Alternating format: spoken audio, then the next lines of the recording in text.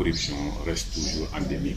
Donc, il y a un problème d'efficacité, de mise en œuvre ou bien de formulation de ces cas.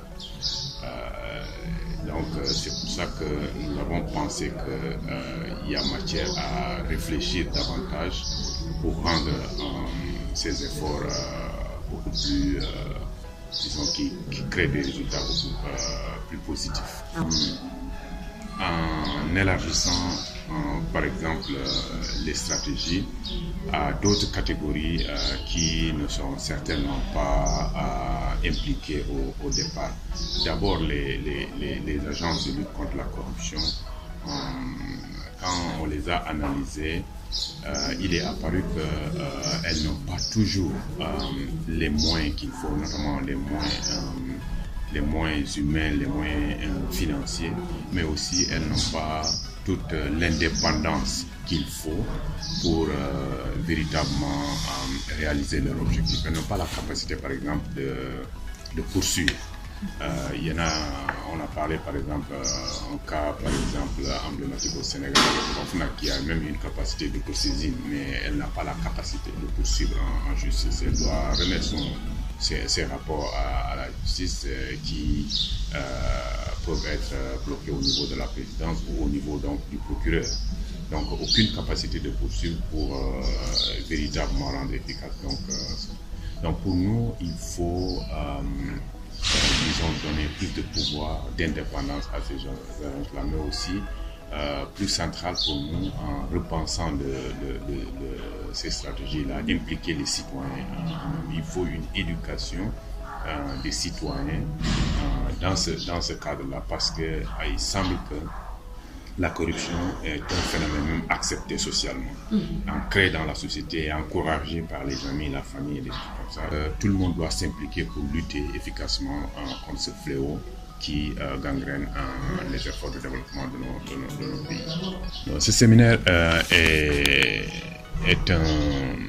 une rencontre d'échange avec différents acteurs, avec notamment le groupe des ambassadeurs africains basés à Dakar, dans le cadre donc de l'année africaine de lutte contre la corruption, disons, qui a été identifiée par l'Union africaine, pour les familiariser à ce concept, à ce qui se fait sur le continent dans ce domaine-là.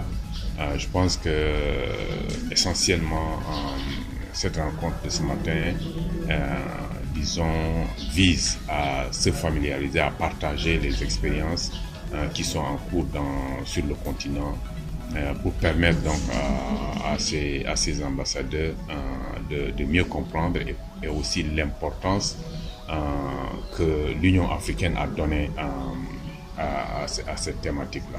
Donc, Osiwa est une fondation régionale qui opère dans la région de la CEDEAO et qui travaille à la fois avec les institutions gouvernementales, mais aussi les organisations de la société civile, les journalistes d'investigation.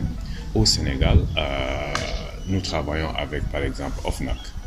Nous avons soutenu OFNAC pour vulgariser ces missions, mais aussi éduquer et sensibiliser les citoyens de façon générale, et aussi contribuer à l'étude qui OFNAC a clôturée cette année sur l'indice national de corruption. On a parlé de mesures tout à l'heure, dont les indices qui sont avancés dans ce domaine-là sont tous critiquables. Et il est important, compte tenu de la spécificité des pays, d'arriver à approcher, disons, le concept de la corruption en fonction de son contexte national, en fonction de ses réalités culturelles et sociales. Donc, on a fait ça ailleurs, dans d'autres pays de la région, en Afrique de l'Ouest. On a fait au Sénégal avec OFNAC. On a travaillé aussi avec des groupes de la société civile qui font de la sensibilisation, de la mobilisation sociale. On a travaillé avec le secrétariat portant initiative transparence sur les industries extractives pour renforcer leur capacité aussi faire le travail et qui a contribué à faire du Sénégal un des pays qui a véritablement performé dans le domaine du rapport de l'ITIE.